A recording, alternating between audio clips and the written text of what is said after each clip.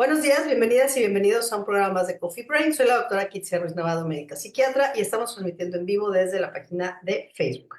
Estoy en compañía del equipo de especialistas de Brain and Mind. Hoy está con nosotros la maestra Claudia Guillemont, psicóloga con maestría en terapia familiar, con formación en prácticas narrativas y terapia focalizada en emociones. Buenos días, Claudia, bienvenida. Hola, ¿qué tal? Buenos días a todas y a todos. La maestra Mercedes Navarro, psicóloga cognitivo-conductual con especialidad en tanatología clínica y mindfulness aplicado. Buenos días, Mercedes, bienvenida. Hola, buenos días a todos. La doctora Abril Nuche, psicóloga, neuropsicóloga infantil y doctora en neurociencias del comportamiento. Buenos días, Abril, bienvenida. Hola, buenos días a todos. Y nuevamente tenemos como invitado especial al doctor Rubén Trejo, anestesiólogo, algólogo y paliativista. Buenos días, doctor, bienvenido y gracias por acompañarnos. No se oye, Doc.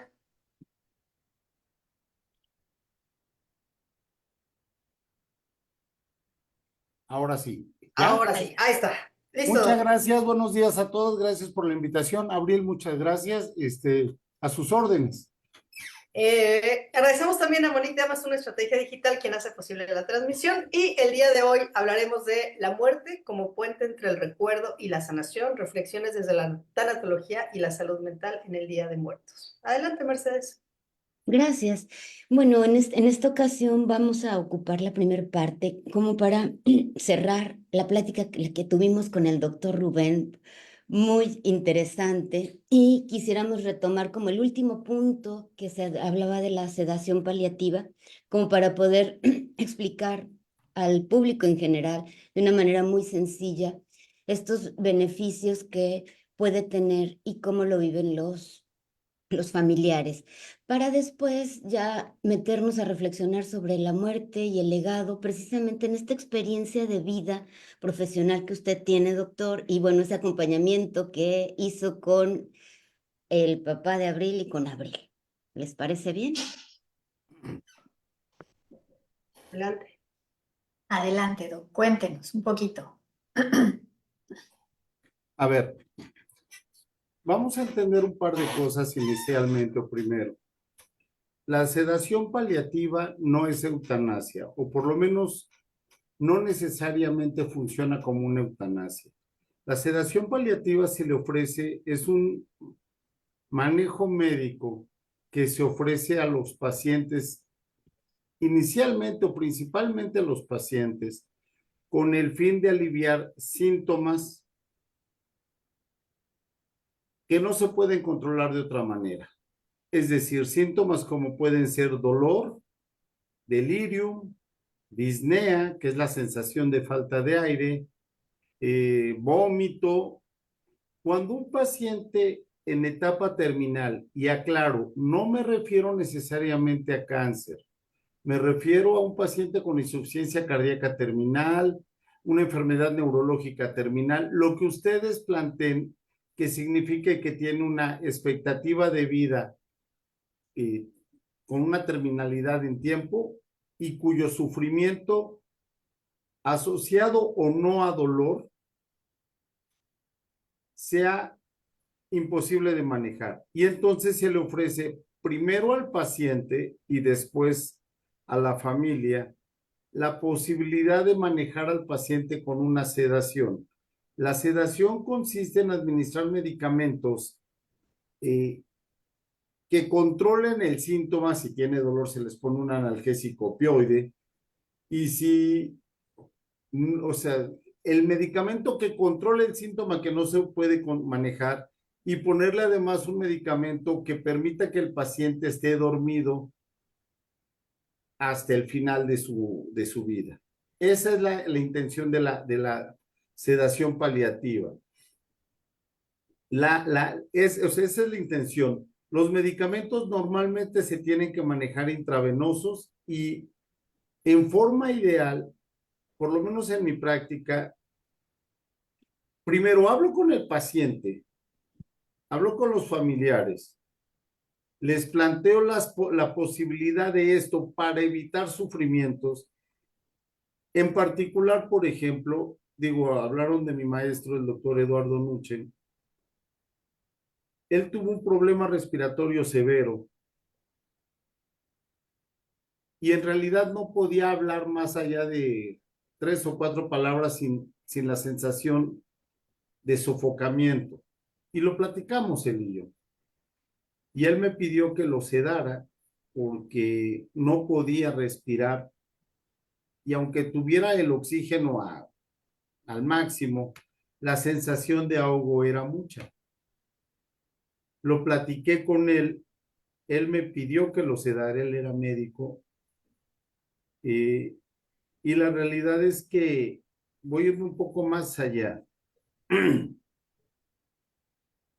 Mi padre murió en el 83 por complicaciones de diabetes, por algunas situaciones que pusieron en muy mal estado su vida. Y el doctor Nuche estuvo con mi familia cerca. No hubo necesidad de hacer una sedación paliativa porque no la hubo.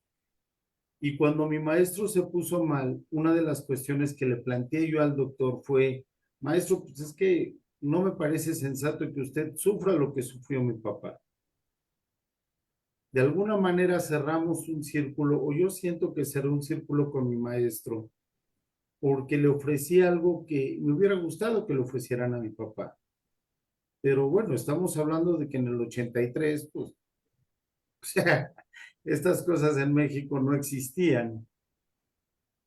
Y mi maestro me lo solicitó tal cual. Me dijo, Rubén, yo lo que no quisiera es sufrir, ya no quiero ver sufrir a mi familia y me queda clarísimo que lo que sigue, pues digo, yo me voy a morir de cualquier forma y lo que no quiero es sufrir. Entonces, lo sedé, le puse medicamentos por la vena y, y él falleció. No se trata aquí, por lo menos desde mi perspectiva, de que un médico cambie el pronóstico del paciente. Eso es una realidad que va a suceder.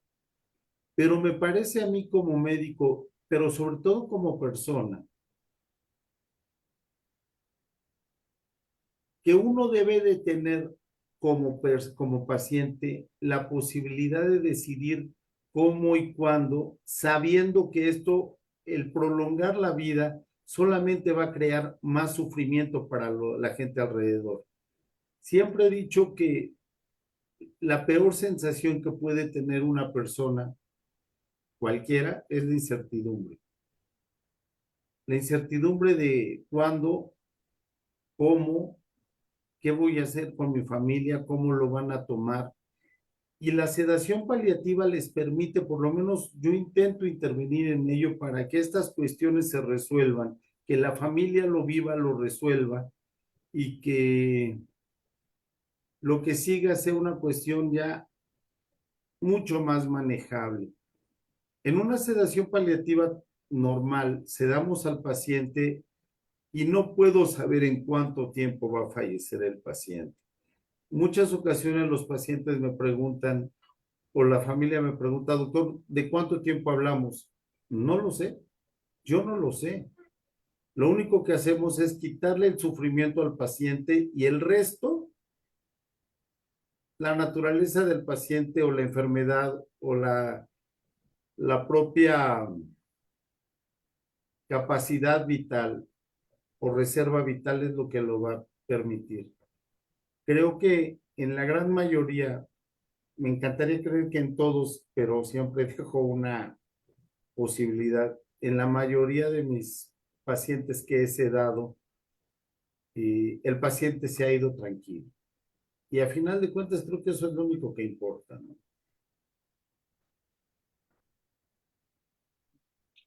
No sé Sí, si quieran comentar algo más, ¿no?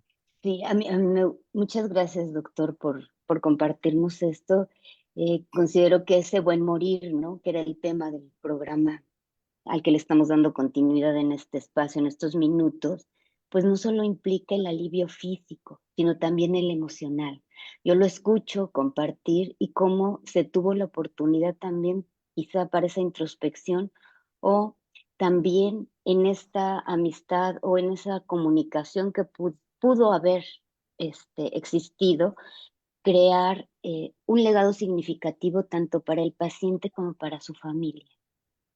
El proceso de morir, aunque doloroso, y creo que sí se puede convertir en algo desafiante, sí puede ofrecer esta oportunidad única para reflexionar sobre la vida, sobre ese legado que se deja, de este momento cuando se acompaña de una atención adecuada, cómo puede transformarse en una fase de cierre emocional, espiritual y relacional.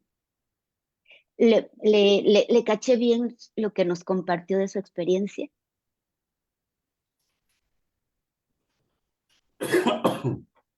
Creo que sí, digo, creo que ya les había comentado, mi esposa es psicóloga y ella se dedica a otra cuestión. Ella dedica a violencia de género, pero ella me dice que cuando hace intervenciones con los pacientes o con sus pacientes, eh, para que funcione, y ustedes deben de saberlo, para que funcione la relación médico, bueno, psicólogo-paciente, habla de bordar finito, ¿no? A mí me gusta mucho el término. Es mucho más fácil manejar esta situación cuando el médico, en este caso yo como médico, puedo desarrollar una relación con los pacientes porque es bordar finito. O sea, vamos bordando la relación médico-paciente. Yo recuerdo a muchos pacientes que he tenido, recuerdo a un paciente con un problema de cáncer que lo estoy manejando por lo menos 5 años. Y la verdad es que él tenía una leucemia y en el último internamiento lo cayó a terapia intensiva, salió del problema más grave y cuando yo lo fui a ver a terapia ya no había más que hacerle. No había más que hacerle y tenía un problema cardiopulmonar terminal. Pero estaba de buen ánimo y me acuerdo que me dijo, doctor, ya estos de la terapia me tienen hasta el gorro, ya no los quiero, los odio, me quieren hacer cosas y me acuerdo que le tomé la mano y le dije, no hay más que hacer. Me volteó a ver muy espantado y me dijo, ¿por qué lo dice? Le dije, don Pablo, en este momento no hay más que hacerle, su problema respiratorio está terminal, su corazón no aguanta más. Tendrían que ponerle algunos catéteres e intubarlo y yo no sé si esto valga la pena. Me acuerdo que me vio con ojos de espanto y me dijo, usted me da su palabra de que no hay más que hacer. Yo le dije, sí, le doy mi palabra que no hay más que hacer. Y me pidió dos cosas. La primera era hablar con su hijo mayor y con su esposa, ahí mismo en la terapia. Y la segunda es que lo sacara de la terapia. Y lo pasé a terapia a una habitación normal. Le pusimos morfina para la disnea. Y estuvo más o menos 2 días. Nunca lo sedé como tal. Estuvo 2 días en la habitación normal. Un día antes de morir, reunió a su familia. Yo logré que hubieran 8 o 9 personas en su habitación. Puso algo de música. Y me decía la familia que estuvo muy a gusto con ellos, ¿no? Me pidieron que si yo, de hecho, don Pablo me dijo que si yo quería ir, obviamente le dije que no, porque entiendo que ese es espacio para la familia y el médico puede ser muy amigable, pero pues yo no soy, o sea, yo soy amigable, pero yo no soy amigo de mis pacientes, porque entonces perdería la parte profesional, perdería la perspectiva. Falleció a los 2 días de que lo saqué de la terapia, contento. Y yo estoy contento porque le hice lo que yo creo que tenía que hacerle, sabiendo que no hay otra opción. Le permití vivir sin estar en terapia intensiva. Al final lo cedé un poco, aumentando la dosis de morfina porque le faltaba mucho el aire y se quedó dormido y murió, ¿no? Entonces, para mí, pero lo pude hacer porque tenía una relación muy amistosa con él. Tenía 5 años de estarlo viendo, cotorreábamos padrísimo él, su esposa, que es una maravilla, su señora. Y eso se permite a través de la intimidad profesional, ¿no? Eso a mí me parece más fácil. A veces lo tengo que hacer con pacientes que me envían casi, se está muriendo, voy a hacerle algo, platico con la familia, pero no funciona, en mi opinión también, en parte por lo que usted está mencionando. Esta complicidad solamente se puede lograr en forma adecuada cuando uno tiene oportunidades. Los tanatólogos, los psicólogos tienen más chance de hacerlo cuando se les permite actuar a tiempo. Por lo menos esa es mi experiencia, ¿no? Gracias. Adelante, Bárbara. Adelante, Bárbara. Buenos días a todos. Doctor, yo le quería preguntar si sirve, hablando de la incertidumbre y de lo que la incertidumbre produce y provoca, si sirve que en esta relación de intimidad entre médico-paciente, usted explique qué es lo que se experimenta cuando uno va muriendo, como para que ellos, si es que no tienen tanto dolor como para necesitar ser sedados, puedan irlo pues esperando, a lo mejor acompañando, y no sea algo que asuste. Y no solo al propio paciente, sino también a la familia, como cuando están rodeados, digamos, en el lecho de muerte, y que si a la familia le da cierta tranquilidad saber qué es lo que se puede esperar. Y en el momento en el que vean aparecer todos estos signos, ellos tengan la certeza de que claro que el final está próximo y entonces ya no se vuelva algo que inquiete tanto por lo incierto. ¿Cuál es su experiencia? Bueno, de la primera parte no mucho porque no me he muerto, ¿no? No sé qué decirles ahí. Pero ha visto a mucha gente. Sí, en mi experiencia, el primer punto, de verdad, Médicamente sabe qué pasa. sí, a ver. A mí me gustaba una serie ochentera, no, noventera, que se llamaba Los Expedientes Secretos X. Probablemente algunos de ustedes, los que somos Supra 40 o Supra 50, sí los vimos, ¿no? Y decía al final había antes de empezar cada capítulo había una frase que decía, la verdad te hará libre, ¿no? Uh-huh. Y el asunto es que, aunque en México hablamos de que nos pitorreamos de la muerte, no es cierto, le tenemos muchísimo miedo a la muerte. No hablamos de algo obvio en la vida, que es la muerte. Y cuando uno le plantea a un paciente o a una familia la cuestión de la muerte, normalmente responden los pacientes bien. En mi experiencia, y los familiares responden bien. En mi experiencia, no responden bien cuando el que da la noticia lo plantea como si fuera dando esperanzas distintas. Yo recuerdo a muchos pacientes, mi experiencia es esa. Doctor, ¿me voy a morir? La respuesta siempre es la misma, sí. Digo, y un poco para aliviar esto, mis comentarios son, sí, yo también me voy a morir, su esposo, su esposa, sus familiares, todos nos vamos a morir. La única diferencia con usted en este momento es que es muy probable que usted muera por su enfermedad en un corto plazo. Cuando uno tiene la certeza, lo que sigue es, ¿cómo le hago? Y repito, mi experiencia, la gran mayoría de mis pacientes no tienen tanto miedo a morir. Algunos sí, pero la gran mayoría no. La gran mayoría de lo que sufren es, ¿qué va a hacer mi familia? ¿Cómo se lo planteo a mi familia para que no sufra? ¿Cuánto tiempo me quedará para poner en claro las cosas con mi familia y arreglar mis asuntos? Herencias, todo este tipo de cosas. Eso es lo que más hace sufrir a los pacientes en la gran mayoría de las ocasiones. Después de ello, lo que sigue es cómo voy a morir. Y también mi experiencia me dice que, pues se los digo, a ver, si es un tumor, por ejemplo, los tumores sólidos y los tumores hematológicos, la gran mayoría de las ocasiones, permítanme un segundo, déjenme mandar al diablo a alguien que me está llamando.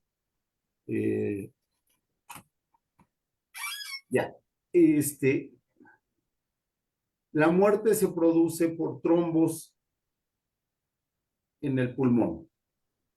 Y esto implica que el paciente hace una tromboembolia pulmonar, que es la causa como del 60 o 70% de las muertes en el paciente crónico como tal, ¿no?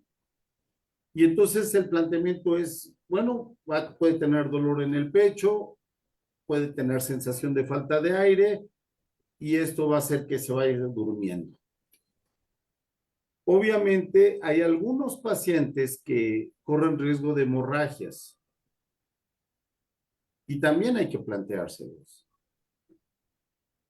El escenario, cuando se habla abiertamente, permite que los pacientes empiecen a buscar soluciones para no sufrir. Y ahí es donde en muchas ocasiones la opción de una sedación paliativa no les parece al paciente y al familiar tan mala idea. Cuando la sedación paliativa se propone como esta cuestión de casi como le hacemos a los perritos, ¿no? Te vamos a sedar para que no sufras, esa es una jalada, o sea, así no funciona, porque el paciente se siente indigno, pierde dignidad ante la situación. Entonces, en mi opinión y en mi experiencia, el asunto tiene que ser primero hablar con la verdad. Esto es a lo que se va a enfrentar, ¿sí? ¿Qué podemos hacer, doctor? Es que necesito hablar con mi familia. Hablamos con la familia y les planteamos la realidad. Eso no va a cambiar. Muchas veces la familia es mucho más combativa que el mismo paciente. Hace una semana falleció un paciente, un médico, lo sedé, y el hijo mayor, las primeras 2 entrevistas que tuve con él, me decía, doctor, es que hay algo más que se deba de hacer. Yo estoy seguro que hay algo más. Dije, y mi respuesta fue, si usted está seguro, háblelo con el oncólogo y sugiere un tratamiento. Yo no estoy obligado a hacerlo, ni ustedes están obligados a aceptarlo. Yo no lo planteo porque quiera que su papá muera. Yo se lo planteo porque no quiero que su papá sufra. Y el médico, el paciente médico, le habló con él y me dijo, enfrente de mí le dijo, doctor, yo entiendo a mi hijo, pero es decisión mía. Y mantuve esta parte de realidad. La verdad puede ser muy difícil, pero eso no cambia que sea verdad. Y yo creo que el mayor problema en la comunicación que se da de parte de los médicos tiene que ver con estas falsas esperanzas. Hace poquito hablábamos en un grupo de oncólogos y decíamos que y habían pacientes oncológicos en la reunión, y yo les decía que la peor frase que hay en estos pacientes oncológicos y en los pacientes terminales, la peor frase que hay para el paciente y para todos es échale ganas. Porque cuando uno le echa ganas, pareciera que todo está resuelto. Y la verdad es que el pobre paciente está sufriendo porque pues, resulta que se muere porque no le echó ganas. O sea, no sale adelante porque no le echó ganas. Lo cual de verdad suena terrible para el paciente, porque no es cuestión de ganas, ¿no? La verdad, creo yo, es lo que te permite asumir las cosas como son. Adelante, Abel. Pues nada, justamente a mí me gustaría compartir la otra perspectiva, ¿no? La perspectiva un poco desde la familia. Desde pues vamos, este ejemplo de la muerte de mi papá. Lo que pasa es que ahora que estoy escuchando todo esto, veo todos los privilegios que teníamos, porque, pues paso número 1, mi papá sabía perfectamente la verdad, nadie tenía que explicársela ni convencerlo de nada, ¿no? Digo, no solamente sabía lo que le estaba pasando a su cuerpo, sino sabía lo que le iba a pasar y sabía también cómo evitarlo. Entonces ya ahí teníamos así como 20 pasos adelantados. Y además también, y eso realmente lo creo, creo que ahora que lo estoy pensando aquí mismo, creo que esta parte de tener tiempo para poder arreglar todos tus asuntos es un gran privilegio. Entiendo que es muy difícil ver a una enfermedad como un privilegio, más a una enfermedad terminal, pero desde este punto de vista, él tuvo tiempo para preparar a su familia. De eso no me enteré hasta el funeral, realmente, cuando platiqué con mis tíos, con sus amigos, con sus primos, hasta con sus residentes, porque él se enteró de esto 2 años antes y sabía muy bien lo que iba a pasar. Pese a que en ese momento todavía estaba bien, ¿no? Y todavía siempre fue atleta y pensar que un atleta falleciera de un problema pulmonar era difícil de pensar, ¿no? Y bueno, además de todas las complicaciones cardíacas que tenía y demás, pues bueno, yo siempre sabía que él pues ya estaba viviendo tiempo extra porque tenía 80 años, 81, y era pensar que en cualquier momento algún problema iba a tener, ¿no? Pero cuando nos contó de esto, del problema de la fibrosis pulmonar, nos lo iba contando como algo muy normal, como algo que iba a pasar. Y yo me daba cuenta que iba como explicando poquito a poquito y diferente para cada quien, ¿no? Si era mi tía, si era mi prima, si era mi sobrina, si era... Pero les iba diciendo lo que iba a pasar. Me tocó verlo en diferentes momentos y me di cuenta de lo que estaba haciendo. Incluso se lo explico a mi hijo. Y es ver cómo está haciendo su trabajo tanatológico desde ahí. Además, estamos hablando de otro privilegio, ¿no? Bueno, yo vi dos tipos de familias, la familia de sus hijos y la familia más allegada, que pues está dentro del ámbito médico, del ámbito de la salud, y era mucho más fácil explicar todas estas cosas, ¿no? Y su familia, sus hermanos, ¿no? Que es una familia muchísimo más tradicional fuera del ámbito médico y muchísimo más difícil de explicarle todas estas cosas, ¿no? Entonces, pues bueno, fue desde ahí complicado, sobre todo porque cuando llegamos ya a los momentos más difíciles, pues había personas que estábamos muy conscientes de lo que iba a pasar y había otras que aunque lo estuvieran, no lo iban a aceptar, ¿no? Entonces fue como ver diferentes procesos. Y bueno, cuando llegó el momento, él me lo dijo, pero me dijo algo que yo ya sabía, ¿no? Ya, bueno, él llegó al hospital, llegó por una neumonía, él decidió darse de alta por, ¿cómo se llama? Por máximo beneficio, es decir, sé que no se puede hacer nada más por mí y me quiero ir a mi casa, ¿no? Entonces, lo dieron de alta y él habló conmigo, supongo que como habló con sus hijos y sus hermanos, pero habló conmigo a solas y me dijo lo que iba a pasar. Me dijo que él quería que el doctor Trejo se encargara y que él ya no quería sufrir porque le estaba doliendo mucho. Así, tal cual, me duele respirar. Y eso, pues a mí y a todos, pues creo que fue para todos definitivo. Además de que mi papá de por sí era patriarca, ¿no? Entonces, lo que él dijera se iba a hacer y punto, ¿no? Que ese es otro privilegio que él tenía. Se da todo esto, incluso fue en Semana Santa y él había dicho, no, no, después de Semana Santa, la siguiente semana. Pero no llegó, ¿no? El Jueves Santo nos llamaron, ¿no? Sus hijas y nos dijeron, es hoy, sí. Hoy quiere que venga el doctor Rubén, ¿ok?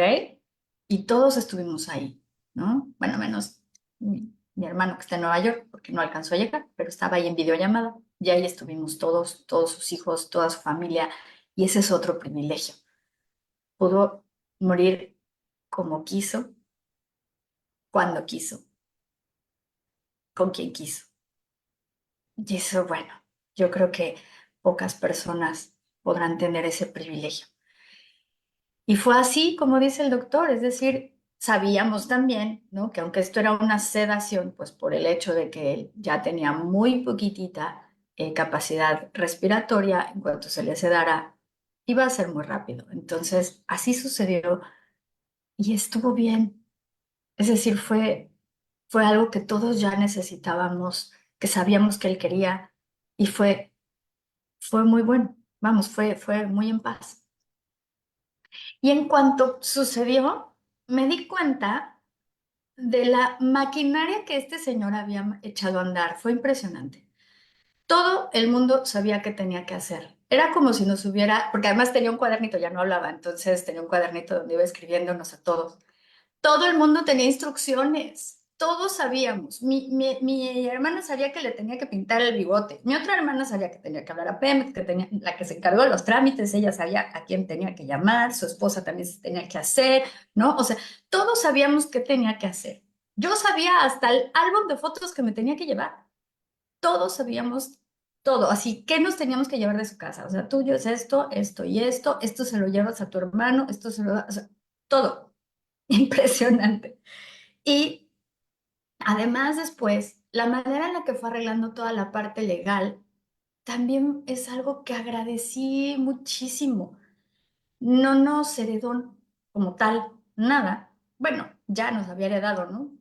Pero, o sea, vamos, me refiero a que pues ya había una casa y demás y todas esas cosas, pero nos dejó seguros de vida. Cada quien tenía sus seguros, esto es para ti, esto es para ti, ¿no? Y entonces cada quien, entonces su hija lo que hizo fue entregarnos papeles, bueno, no, numeritos, ¿no? Así como de, mira, este es tu papel, este es tu papel y este es tu papel, ustedes van y se arreglan. Y entonces yo fui y me arreglé con la aseguradora y me dieron mi dinero. Listo. Tarán. Nadie se peleó, nadie, ni siquiera nos tuvimos que ver. O sea, fue realmente algo que agradecimos muchísimo. Bueno, yo y las personas con las que he hablado, ¿no? Hubo personas a las que le costó muchísimo más trabajo entenderlo, aceptarlo, y ahí fue donde el doctor Rubén nos hizo un enorme, enorme favor, una enorme ayuda, porque cuando yo me enfrenté al tener que explicarle esto a mis tíos fue un... Pero cuando llegó el doctor Trejo y lo hizo, fue muchísimo más sencillo que lo entendieran y que lo aceptaran. Y bueno, fue como un poquito más llevadera la situación. Pero todo esto me hace entender lo que es el buen morir. Porque como dice el doctor, primero, toda la parte legal, es que todo eso, él ya había pagado su funeral, ya lo había contratado, lo había, o sea, sabía y en dónde, cuándo, ¿no? ¿Qué quería? Yo creo que hasta las flores escogió, porque ya lo tenía todo. Lo único que había que hacer era llamar y avisar para que todo se echara a andar. Y, y justo por eso digo que esto es un privilegio, porque tener el tiempo para poder hacer todo eso, pues bueno, no todos, ¿no? Y él aprovechó ese tiempo. Lo aprovechó y además tomó en cuenta todo lo que había aprendido y lo llevó a la práctica. Y la paz que todo esto nos da a la familia, creo que es algo inconmensurable. Es que de verdad no se puede decir, ¿no? O sea, el hecho de saber que todo se hizo como él quería y el hecho de saber que todo estaba tan ordenado y que nos lo dejó como tan facilito, hace que todos estemos en paz. Y eso es algo que nunca le voy a dejar de agradecer, ¿no? Entonces, si a mí me preguntan qué es el bien morir, es eso. Es el ponerlo todo en orden, es el dejarlo como todo para dejar los menos problemas posibles y hacerlo como quiero, como quiero que sea. Y eso creo que nos deja muchísimo, muchísimo, muchísimo pues para aprender de él. Wow. Adelante, adelante. Este, yo siempre comparo esto con otra situación que va a suceder, que nos da mucho chance de prepararlo, y hay quien lo prepara bien y lo prepara de la fregada, que es el embarazo y el nacimiento de un niño. Y en las películas se trivializa mucho esto de que paso 1, paso 2, paso 3, y saben cuáles son las rutas para el hospital y cosas por el estilo. Es un poco lo mismo, ¿sí? Lo que pasa es que en general, como la muerte no es algo bonito como el nacimiento, nos negamos a prepararnos. Y la verdad es que esto lo único que significa es que no hemos aprendido nada. Somos muy malos. A partir de alguien en la familia o el mismo paciente tiene que surgir esto que hizo mi maestro, hablarlo, hablarlo. Hace poco, creo que les comenté, mi mamá se puso mal. Y de las primeras cosas que hicimos mi hermana y yo fue hablar con ella y preguntarle qué quería. Lo primero que nos dijo es que no quería ir a un hospital, ¿no? Y basándonos en ello, hablé con el geriatra y Rubén, es que esta es una posibilidad y es que habría que hacerle una tomografía. No, espérate. No le vamos a hacer eso. Porque además, si en una tomografía resulta que tiene algún problema hemorrágico cerebral, pues no lo voy a operar. Entonces, no voy a darle no voy a hacer un procedimiento diagnóstico si el tratamiento está descartado. Afortunadamente, mamá no tuvo problemas, salió adelante, no hubo nada malo de lo que pensábamos, bueno, de lo catastrófico que pensamos. Y bueno, el domingo estuvimos juntos, echamos relajo, platicamos, comió bien y echó, bueno, todo maravilloso. Pero yo creo que tiene mucho que ver con esto, con la dificultad de aceptar algo que sabemos que va a suceder. Y no lo acepta ni el paciente, y a veces el paciente sí, pero a veces la familia es la que se pone difícil. Como si el hablar de la muerte o de preparativos de la muerte significara falta de amor hacia el paciente. Y la realidad es que yo creo que es al revés.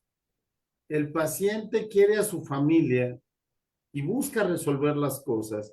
Y la familia tendría que querer al paciente y entender que es una parte normal que se vaya y hay que resolver un montón de cosas.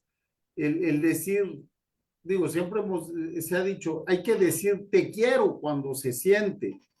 Y esta es una forma de decir a alguien te amo, ¿no? Esa es mi opinión, ¿no? Sí, sí, Adelante. sí, muchas gracias. Bueno, primero, Abril, muchísimas gracias por compartirnos esta experiencia tan íntima de ese proceso de morir de tu papá. Y efectivamente, ese es el legado, ese es el testamento emocional que vamos dejando. De verdad hay que dejar hasta qué tipo de flores queremos, qué música queremos escuchar, qué esta tacita de perros, ¿a quién se la voy a dejar? Ya se la quiere llevar o no, es otra cosa, pero evitas mucho conflicto y sobre todo te da poder sobre tu propio proceso de vida y de muerte.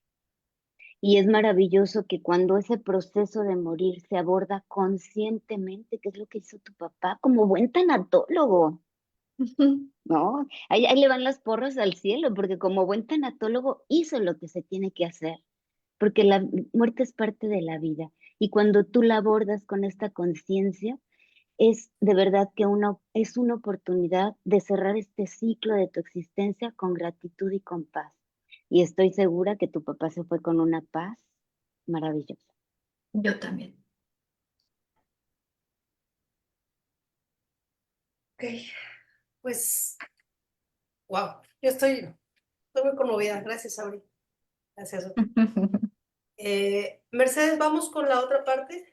Sí, si quieres, como Adelante. tenemos poquitos minutos, ¿qué les parece que doy como una semblanza y ya pues intervenimos quien quiera como sumarle más, ¿no? Realmente el programa de ahora está enfocado, esta segunda parte, a hablar un poco sobre el Día de Muertos y cómo esta tradición tiene que ver también con el proceso de duelo y cómo la vamos a conectar. Este Día de Muertos es una festividad que está enraizada en la cultura mexicana y que celebra la vida a través del recuerdo de los seres queridos que han muerto. Y lejos de ser un día de tristeza, es un momento para honrar la memoria, para mantener un vínculo simbólico con aquellos que ya no están físicamente. Y desde esta perspectiva de la tanatología, de la salud mental, esta celebración tiene un valor terapéutico que es invaluable, porque ayuda a las personas a procesar el duelo de una manera culturalmente significativa y aceptable aparte. Cuando nosotros recordamos a nuestros seres queridos en los altares, con sus fotos, con las ofrendas, ya estamos generando un espacio de reflexión que va más allá de la tristeza. Y la sanación emocional que se vive a través del acto de recordar, de compartir historias, de resignificar la pérdida, es una manera de ir integrando el duelo. Y aparte que se reconoce la importancia de la comunidad y del apoyo social, porque aquí es de una manera comunitaria que se permite que el duelo se viva como se tiene que vivir. Se permite llorar enfrente del altar, se permite hablar las historias del ser querido, se permite expresar todo tu amor. Y ahí, este día, podemos ver la muerte como, al poner este altar, no como una ruptura definitiva, sino como un puente hacia esta sanación que nos permite ese simbolismo que juega un papel fundamental para que las personas al ir haciendo ese altar o al tener tan presente este día puedan procesar el dolor y encontrar un sentido en la pérdida. Y ahí vienen los símbolos, que son unas herramientas de expresión no verbal y que ayudan a transformar las emociones, esas que son muy complejas o pueden ser muy complejas durante el proceso de duelo, en representaciones tangibles, que es lo que necesitamos para facilitar ese entendimiento, esa aceptación de lo que estoy viviendo. Sí, Abril. Es que, bueno, pensaba en los rituales, es decir, este es un ritual hacia la muerte, pero todas las culturas lo tienen. Eso es fantástico, ¿no? Todas tienen, y de hecho se considera que comenzamos a evolucionar mucho a través justamente del momento en el que empezamos a darle esta importancia a la muerte y en que empezamos a honrar a los muertos. Cuando empieza a haber entierros, se empieza a tomar a nuestra especie como el Homo sapiens, ¿no? Por ejemplo. Y eso es wow. Pero también creo que todos vamos haciendo nuestros propios rituales, porque psicológicamente son bien importantes. Yo, por ejemplo, voy haciendo algo, no lo hago el día que falleció la persona, nosotros más bien somos de celebrar los cumpleaños, ¿no? Y justamente ahora que falleció mi papá, lo último que hice con él fue hacer un brindis. Mi papá era fanático del vino. Y fue muy bonito, ¿no? Porque así, es que en su casa había un montonal de vinos. Y fue muy bonito porque cuando yo dije, ok, vamos a escoger con qué vino vamos a hacer esto, la primera botella que saqué fue su vino favorito, ¿no? Que era un Marqués de Cáceres, una botellita chiquita del año en el que nació mi hijo, 2016. Fue toda una señal, fue como, wow, ok, bien, ahí está. Él se tomó un traguito. Hicimos todavía un brindis mi mamá, él y yo. Y fue muy simbólico. Este año, en su cumpleaños, fui a buscar una botellita de Marqués de Cáceres. Ahora encontré una del 2017 y hicimos una comida y brindamos con ella, pensando en ese ritual, ¿no? Y por ejemplo, con mi abuelita, que amaba los hot dogs de carrito y era algo que en sus últimos momentos ella pedía, así como de, no quería ya salir a ningún lado más que por un hot dog del lago de Chapultepec. Entonces, ¿qué hago los días que es el cumpleaños de mi abuelita? Hay que ir a comprar un hot dog de carrito, que aquí es más difícil, ¿no? Pero hay que ir a... Y son ese tipo de pequeños rituales que nos ayudan justamente a esto, a recordar, a resignificar, a mantener el recuerdo vivo y pues, te ayudan a ir procesando esa falta de... ¿no? Sí, son bien bonitos y efectivamente, aunque hay una tradición cultural en cada país y cada quien pone diferentes cosas, hay como elementos muy específicos. Sin embargo, es bien importante y es muy valioso que cada quien cree rituales que sean significativos, porque eso lo que ayuda es que te hace sentir que estás haciendo algo por tu ser querido.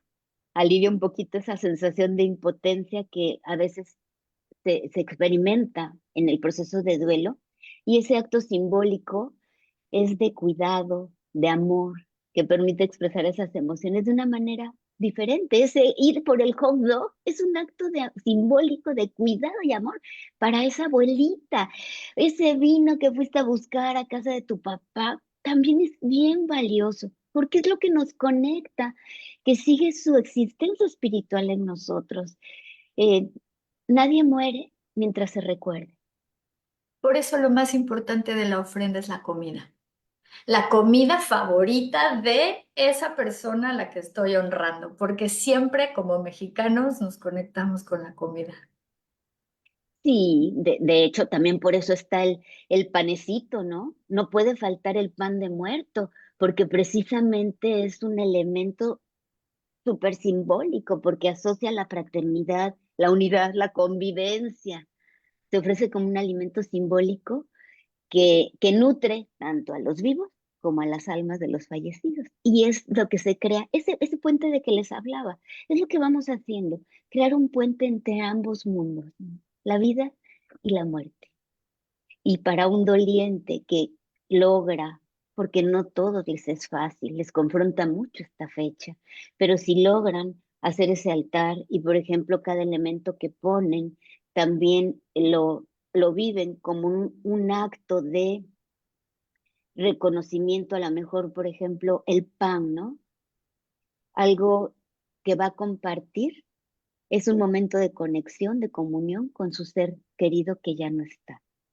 Y también se puede ver como reconocer esa unión que es inquebrantable de que existe en la vida. Siempre seguimos vinculados a las personas que amamos y aún ya no estando físicamente, seguimos conectados espiritualmente. El amor no es que vaya creciendo, pero hay ese afecto, hay ese vínculo. Y estos actos es precisamente a donde nos llevan, a ese reconocimiento, a recordar la importancia de mantener también esa unión familiar y esa comunidad que te acompaña. Y todo eso, la verdad es que ayuda. Igual como el significado de la flor de cempasúchil, que es hermoso ese significado, ¿no? Todo, cada elemento tiene su significado. Habrá quienes no sepan, pero nada más por tradición, porque nuestra mamá, la abuelita y todo, y ponemos los mismos elementos y los ponemos, pero cada elemento tiene su significado muy espiritual, muy reconfortante, obviamente muy cultural. Y lo más valioso, como lo mencionas, es eso que era especial para esa persona que ya no está.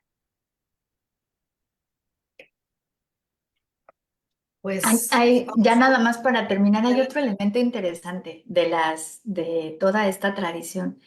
Incluso hasta el pibipollo no se puede hacer el primer año, ¿no? Y no se les debe de poner ofrenda el primer año. Es como respetar este año de duelo. Y como, ok, al terminar, entonces podemos empezar a hacer esto para mantener vivo el recuerdo, Sí, cuando como que ya no duele tanto. sí, y eso es cultural de cada ciudad, de cada población, y cada quien lo va modificando, pero efectivamente respetan eso. Y qué importante, ¿no? Estoy en duelo. No es que esté tirado, pero estoy en duelo. Ahorita no lo vamos a perturbar con comidita ni nada. Que siga su proceso, ¿no? Que Y siga bueno, pasando por el Mictlán.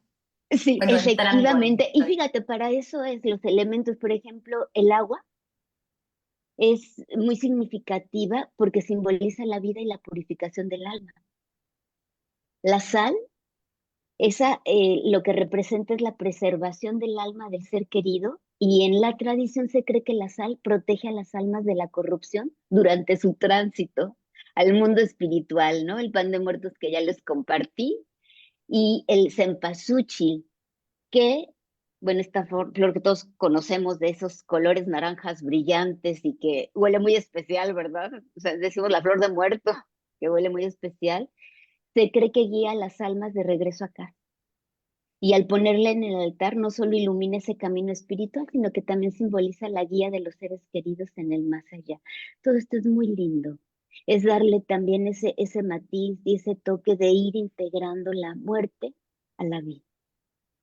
Todos estos elementos, más los que tú de manera personal puedas incluir si decides hacer un altar, pues van a honrar la memoria de quienes ya se han ido.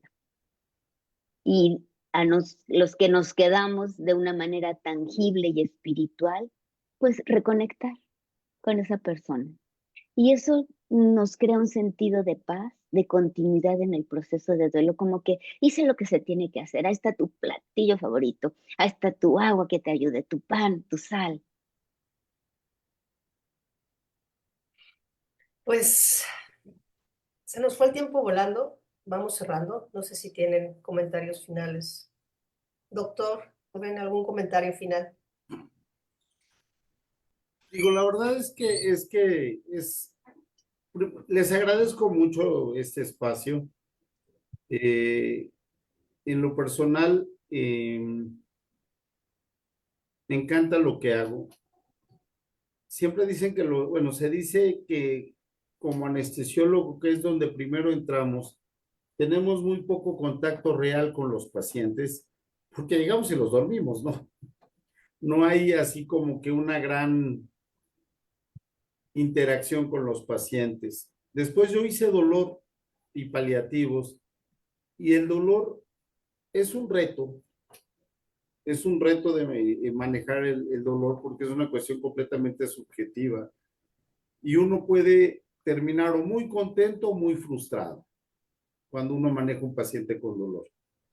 Pero finalmente cuando llegué a paliativos, la verdad es que primero yo creo que no todos podemos hacer paliativos, hay gente que es poco empática, pero yo estoy seguro que paliativos saca lo mejor de un médico. Lo poco o bueno o mucho que tenga sale ahí, porque hay que querer mucho al paciente, hay que quererlo mucho para poderlo ayudar en esta parte, ¿no? Ahorita tengo una paciente con un cáncer cervicouterino que además tiene muy pocos recursos económicos. Y la verdad es que jugar en la línea de cómo ayudarle sabiendo que ella va a morir en el corto plazo. Me decía la última vez que vino en esta semana a consulta, le hice un bloqueo, le fue muy bien. Pobrecita, le hicieron, bueno, está con la cabeza casi rapada. Y me decía, ay, doctor, estoy muy fea, ¿no? La verdad es que yo le agarré la mano y le dije, Rosy, estás preciosa. Y de verdad, así lo creo. Y cuando lo platiqué con con mi esposa platico mucho de esto, me decía, Rubén, ¿y no sientes feo? Siento horrible. Pero ¿quién demonios la va a apoyar y la va a cuidar y la va a acompañar hasta el final, ¿no? Y esa es la parte más bonita de cuidados paliativos, ¿no? El paciente va a morir, pero que vea antes de morir, que siente el apoyo o el respaldo de alguien, que sienta que alguien lo entiende y que alguien le va a ayudar en este último proceso, que no se sientan solos. Los pacientes terminales se sienten muy abandonados, porque el médico le provoca mucha frustración a un paciente que va a morir, porque es contra natura para la cuestión médica. A los médicos nos enseñan malamente que salvamos vidas, que curamos. No es cierto. A veces alargamos la vida, pero hasta ahí no. Yo no conozco un paciente que vive eternamente gracias a un médico. Y entonces los médicos normalmente por frustración mandamos al diablo a los pacientes cuando ya van a morir, cuando ya la cosa se acabó. Los mandamos al diablo y nos enojamos y no contestamos llamadas y los pacientes se sienten abandonados. Y en paliativos funciona exactamente al revés, ¿no? A ver, Rosy, yo te voy a acompañar. Y me preguntó, doctor, ¿me voy a morir por esto? Le dije, sí, corazón, seguramente sí. Pero no te preocupes, mientras en la mañana oigas música, bailamos, ¿no? Es una manera de decir, vive el día de hoy, porque mañana igual no vivimos, ¿no? Esta frase se las digo a muchos de mis pacientes. Mientras abras tus ojitos y oigas música, vamos a bailar.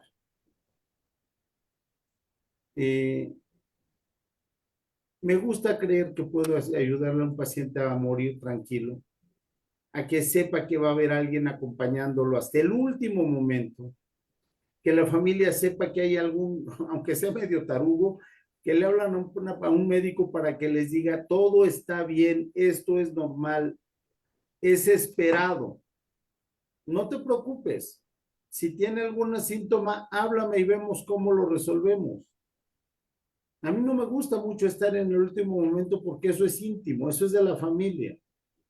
No es médico. Ya no es médico, eso es natural. Y la verdad es que yo creo que la labor que ustedes pueden hacer, ustedes en su espacio, de divulgar esto como una cuestión natural de aceptación, de bueno, pues ¿cómo le hago para resolverlo? Las felicito por eso, porque de estas cosas no se hablan.